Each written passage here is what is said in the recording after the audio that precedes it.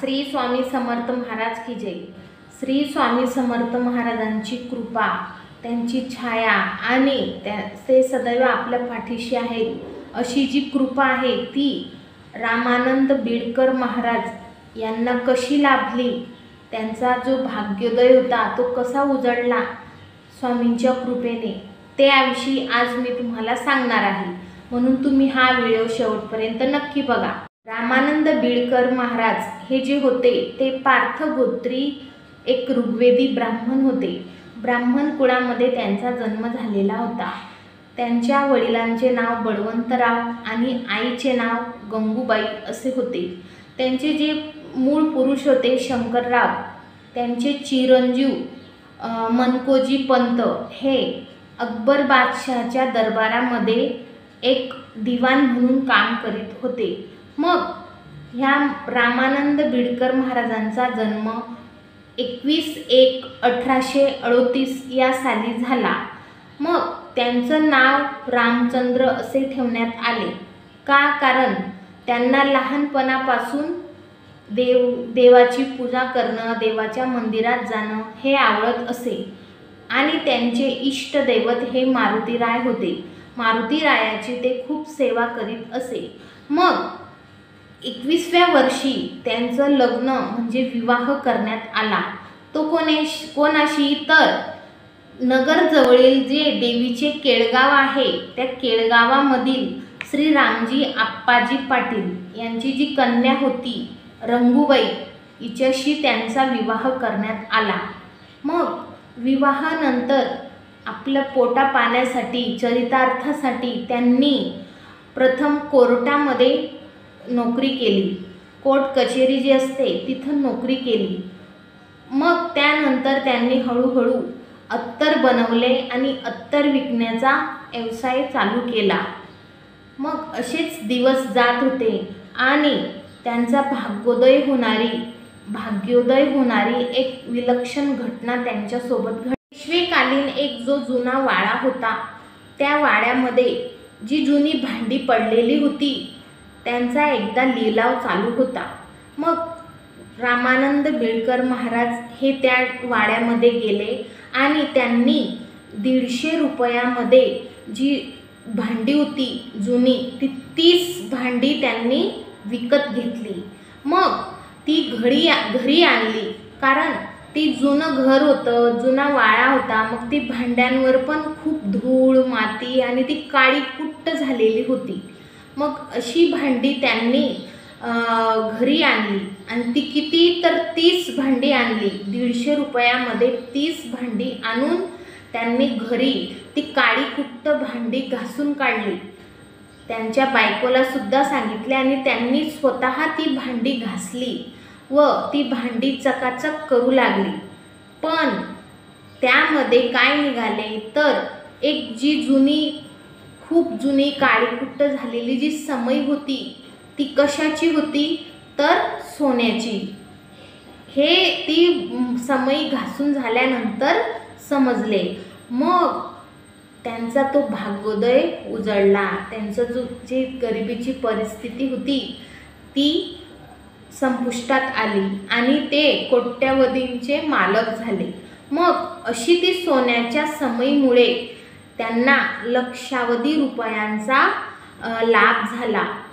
अशी ही विलक्षण घटना त्यांच्यासोबत घडली। मग ते श्रीमंत झाले आणि धंद्यात यश मिळतच होते। त्यांचा धंदा कशाचा होता तर अत्तर विकण्याचा। अत्तर विकून ते त्यांचं पोट पाणी भरायचे।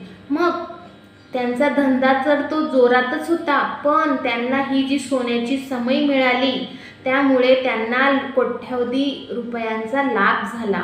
आणि मग असे जे ऐशा आरामात जे जीवन जगतात ते जगू लागले आणि भोग विलासांमध्ये रममाण झाले।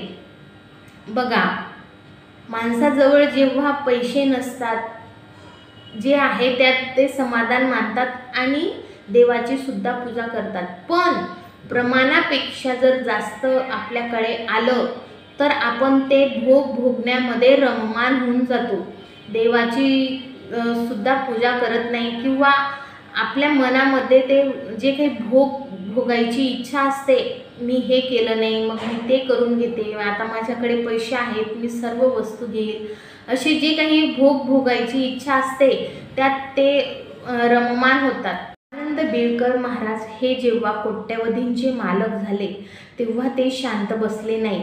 त्यांनी मुंबई, जयपूर, बडोदा, इंदोर अशा मोठमोठ्या सिटींमध्ये, शहरांमध्ये जाऊन प्रवास केला। तिथली जी काही भोगायची इच्छा असते किंवा फिरण्याचं असो ते त्यांनी करून घेतले। मग असाच प्रवास करीत असताना एक अवलिया होता, त्यांच्याशी त्यांची गाठ पडली आणि त्यांच्याकडून त्यांनी एक किमया विद्या प्राप्त करून घेतली। ते मी शिकणार अशी ही जी मनस्थिती आहे ती मनात ठेवून जो कोणी भेटेल त्यांच्याकडून जे जे काही शिकता येईल ते त्यांनी शिकून घेतले। मग बिळकरांना खूप पैसा मिळू लागला आणि अनेक वर्ष त्यांनी सुखासीन जीवन जे असतं ते व्यतीत केलं। म्हणजे जे जे सुख त्यांना हवं होतं ते त्यांनी सुख भोगून घेतलं। मग थोड्या दिवसांनी, काही वर्षांनी बिळकरांना आपलं जे जीवन आहे ते जीवन जगण्याचा कंटाळा येऊ लागला। म्हणजे जे सुख असतं ते सुख त्यांनी सर्व उपभोगून घेतलं होतं। मग कुठंतरी परमार्थ करता यावा आणि आपली जी मनशांती असते ती आपल्याला प्राप्त व्हावी आणि परमार्थ आपण साधावा यासाठी ते प्रयत्न करू लागले। मग असे त्यांच्या मनामध्ये विचार येऊ लागले आणि शाश्वत सुख जे आहे ते कसं प्राप्त करता येईल यामागे ते आता धावू लागले। जे आपले हे जे सुख आपण उपभोगतो ते क्षणिक असतं, ते कधी संपुष्टात येईल ते आपल्याला सांगता येत नाही, परिस्थिती केव्हाही बदलत असते। म्हणून जे शाश्वत सुख आहे म्हणजे काय, आपली मनशांती आणि जो परमार्थ आहे तो जर आपण साधला तर नक्कीच आपल्याला आपली मनशांती मिळते। मग जे शाश्वत सुख आहे ते कसं प्राप्त करता येईल असा मनामध्ये त्यांना विचार येऊ लागले आणि कोणी साधू, संत, सत्पुरुष भेटेल का आणि असे भेटल्यानंतर त्यांच्याकडून परमार्थ आपण साधून घेऊ शकतो का, असे विचार त्यांच्या मनात येऊ लागले आणि ते साधू पुरुष, सत्पुरुष शोधू लागले।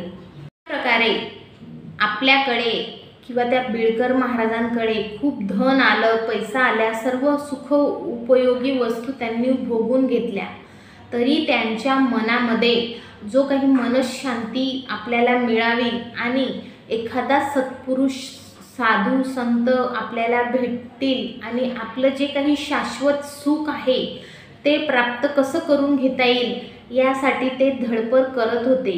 मग अशाच प्रकारे आपण सुद्धा हे जे काही क्षणिक सुख आहे त्याच्या मागे मागे न धावता सोबत आपण आपले जीवन जगत असताना परमार्थ सुद्धा साधला पाहिजे। जर आपण परमार्थ साधण्याचा विचार जरी केला तर पुढे आपोआप मार्ग हे निघत असतात आणि परमार्थ साधण्याचा एकदा विचार आपण जर मनात केला तर हळूहळू आपली जी मनशांती आहे, आपल्याला जी मनशांती आहे ती नक्कीच मिळते। मग आजचा हा व्हिडिओ कसा वाटला कमेंट करून नक्की सांगा आणि माझ्या चॅनलला सबस्क्राईब करा। धन्यवाद।